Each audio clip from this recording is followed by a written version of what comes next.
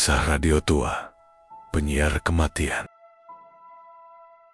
Malam itu, hujan turun rintik-rintik, membasahi jalanan kota. Bayu, seorang pria berusia akhir 20-an, baru saja pulang kerja dan memilih melewati jalan kecil menuju kosnya. Di jalan sempit itu, ia melihat sebuah lapak pasar loak yang masih buka meski sudah hampir tengah malam. Lampu bohlam redup berayun, memperlihatkan tumpukan barang-barang tua, mesin ketik, jam dinding retak, hingga radio kuno berdebu. Entah mengapa, langkah Bayu terhenti di depan sebuah radio butut berwarna coklat. Betul, kayunya sudah mengelupas, tombolnya berkarat, tapi ada sesuatu yang membuatnya ingin membawa pulang barang itu. Si penjual, seorang lelaki tua, berwajah pucat, senyum samar. "Ambil saja nak, murah, 100.000, ucapnya lirih, seakan ingin cepat selesai. Tanpa banyak pikir, Bayu membelinya. Ia membayangkan radio itu bisa jadi hiasan unik di kamarnya. Sesampainya di kos, Bayu menaruh radio itu di meja dekat jendela. Awalnya, benda itu hanya diam tak berguna. Namun, tepat pukul 3 dini hari, Bayu yang tengah terbangun karena suara hujan mendengar sesuatu. Radio itu menyala sendiri. Lampunya berkedip samar, memancarkan suara statis. Bayu mendekat, mencoba memutar tombolnya, tapi justru terdengar suara siaran yang jernih. Seorang penyiar pria dengan suara berat membacakan sebuah berita. Seorang pria ditemukan tewas di pinggir rel kereta api. Malam ini, sekitar pukul 12:30. Bayu, ia mengira itu siaran radio lokal yang entah bagaimana bisa ditangkap. Namun, ada hal aneh. Penyiar itu menyebutkan nama korban, alamat, dan detail kejadian dengan sangat spesifik. Seolah bukan berita biasa. Ia mengecek ponselnya, tapi tidak ada pemberitaan apapun. Berita itu hanya terdengar dari radio tua tersebut. Setelah beberapa menit, siaran berhenti mendadak, berganti kembali dengan suara statis. Bayu berusaha menenangkan diri. Mungkin stasiun radio swasta atau semacam siaran komunitas, gumamnya, meski hatinya diliputi rasa janggal. Keesokan harinya, saat ia berangkat kerja, Bayu melewati kerumunan orang di dekat stasiun. Ia terkejut saat melihat ambulans mengevakuasi mayat seorang pria persis seperti berita yang ia dengar tadi malam. Nama korban, lokasi, bahkan jam kematiannya sama persis. Bayu terdiam, merinding dari ujung kepala sampai kaki. Ia berusaha menyangkal, tapi dalam hatinya ia tahu siaran dari radio itu nyata. Malam berikutnya, Bayu mencoba mengabaikan radio tersebut dengan mencabut kabelnya. Namun tepat pukul 3 dini hari, lampu kecil di radio itu kembali menyala sendiri. Suara statis memenuhi kamarnya, diikuti suara penyiar yang sama. Dan kali ini, Bayu mendengar nama baru dibacakan. Bayu menatap radio butut itu dengan jantung berdegup kencang. Kabelnya sudah ia cabut, tapi benda tua itu tetap menyala dengan sendirinya. Suara statis berdengung, lalu disusul suara penyiar yang sama datar, dingin, dan tanpa emosi.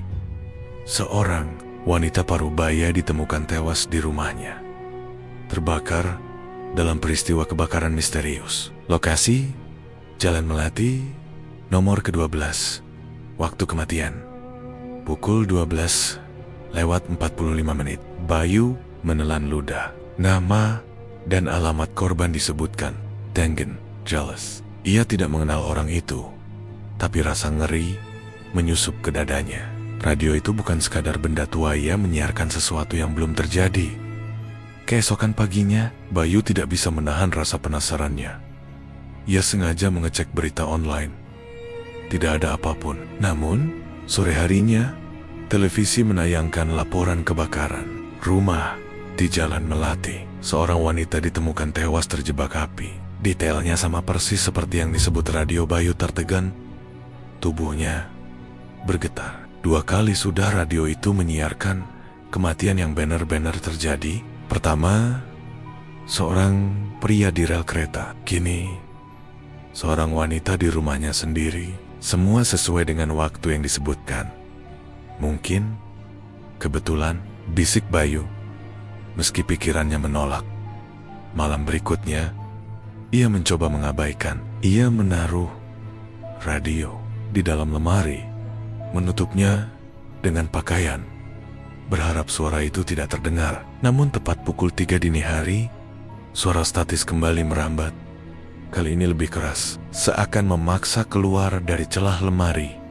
Dengan gemetar, Bayu membukanya. Radio itu menyala dengan sendirinya. Lampu kecilnya berkilat samar. Suara penyiar terdengar lagi. Kecelakaan lalu lintas menewaskan seorang sopir taksi di Jalan Veteran. Pukul 12:15. Korban bernama Bayus menutup telinganya, menolak mendengar lebih lanjut, tapi suara itu seperti menusuk langsung ke kepalanya. Nama korban disebutkan dengan jelas. Keesokan harinya, berita itu benar-benar muncul. Sebuah taksi ditemukan ringsek, sopirnya meninggal di tempat.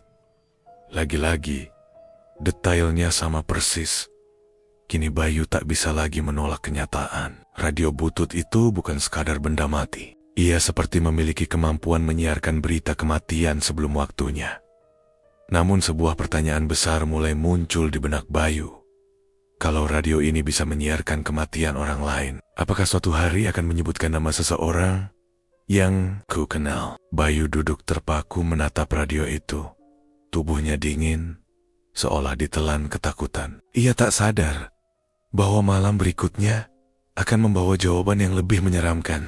Bayu mencoba menghindari radio itu. Ia tak lagi berani menyalakan, apalagi mendengarkan. Namun setiap malam, pukul 3 dini hari, benda itu tetap menyala sendiri. Suaranya seperti memanggil, seolah memaksa Bayu untuk mendengar berita berikutnya. Malam itu, Bayu menutup telinganya dengan bantal. Tapi, suara statis justru semakin keras, bergaung di dalam kepalanya. Ia tak tahan lagi. Akhirnya menyerah, membuka mata dan menatap radio itu yang berkilat redup. Berita kematian berikutnya. Suara penyiar itu terdengar jelas. Kali ini, nadanya lebih berat, seolah menyimpan sesuatu yang berbeda. Seorang pemuda ditemukan tewas tenggelam di sungai pukul 12:30. Nama korban, Raka Pratama. Alamat, Jalan Anggrek nomor 5. Bayu tercekat. Nama itu bukan nama asing. Raka adalah sahabatnya sejak SMA. Orang yang beberapa kali masih menemuinya untuk sekadar nongkrong. Tidak mungkin, gumam Bayu. Tangannya gemetar, keringat dingin membasahi tubuhnya. Ia langsung meraih ponsel dan menelepon Raka. Suara di ujung sana terdengar normal. "Halo Bay, ada apa nelpon jam segini?" Bayu menarik napas lega, tapi juga kebingungan. "Lo baik-baik aja kan, Ra?" Raka terkekeh. "Ya baiklah, mengganggen, bikin gua parno." Namun rasa lega itu hanya sebentar, karena dalam hatinya, Bayu tahu setiap berita dari radio itu selalu menjadi kenyataan. Keesokan harinya, Bayu terus diliputi gelisah. Ia berusaha menghubungi Raka lagi, mengajaknya bertemu, tapi sahabatnya menolak. Katanya, ya, ada urusan mendesak sore itu. Bayu mencoba memperingatkan, namun bagaimana caranya ia bisa menjelaskan tanpa terdengar gila. Menjelang malam, Bayu makin tenet. Ia bolak-balik menatap jam, menunggu dengan kecemasan. Hingga akhirnya, sekitar pukul 1 dini hari, telepon masuk. Nomor tak dikenal. Apakah benar ini Bayu? Suara seorang pria terdengar formal. "Dari aparat kepolisian, kami menemukan ponsel korban bernama Raka Pratama. Maaf, ia baru saja meninggal, tenggelam di sungai dekat Jalan Anggrek." Ponsel terlepas dari tangan Bayu. Suara polisi itu terasa jauh, bergaung bersama bunyi hujan di luar jendela. Sesuai dengan apa yang dikatakan radio, jam, tempat, bahkan cara kematiannya. Malam itu, Bayu duduk membeku di kamarnya. Radio butut di atas meja menyala pelan, seolah puas karena ramalannya terbukti lagi.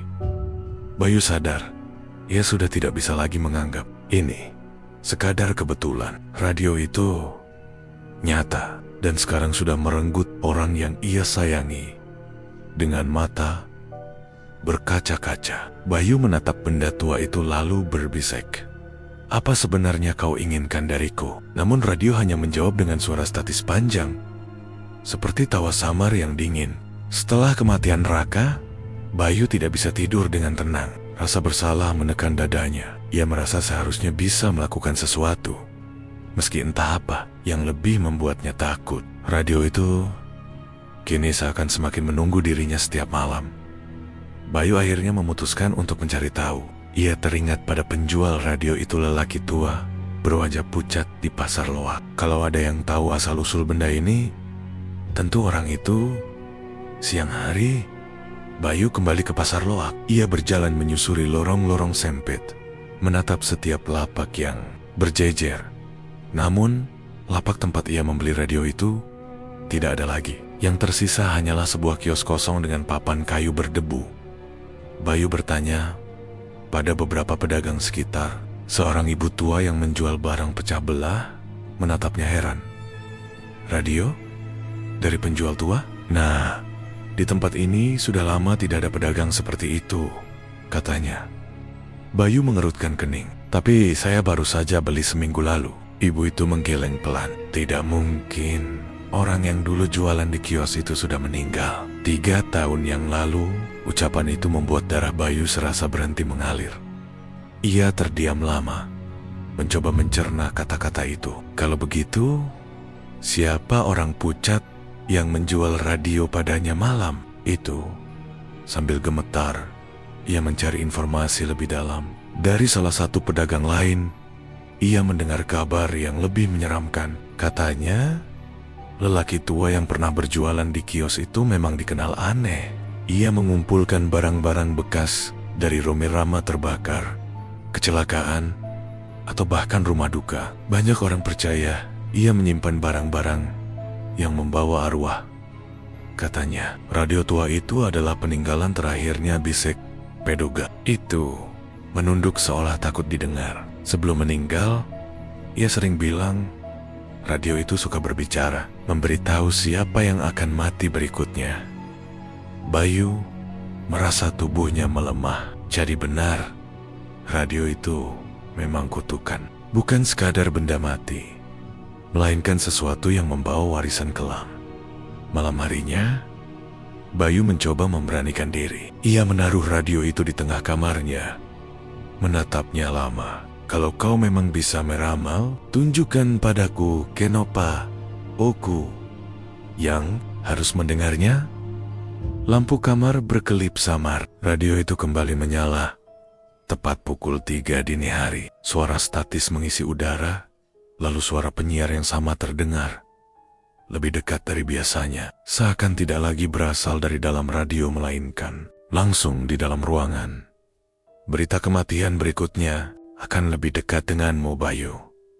Bayu tersentak. Untuk pertama kalinya, penyiar itu menyebut namanya. Jantungnya berdetak tak terkendali. Ia mundur. Tubuhnya gemetar. Radio itu berderak pelan, seakan tertawa. Bayu kini tahu, waktunya semakin sempit. Malam itu, Bayu tidak bisa berhenti menatap radio butut yang masih menyala di meja. Kata-kata terakhir penyiar yang menyebut namanya terus bergaung di kepalanya. Untuk pertama kalinya, ia merasa bukan hanya sekadar saksi, tapi juga bagian dari siaran itu. Jam dinding berdetak lambat. Menit demi menit terasa panjang. Bayu mencoba melawan rasa takutnya. Ia mengambil palu, berniat menghancurkan radio itu. Namun, setiap kali hendak mengangkat tangan, tubuhnya seakan kaku.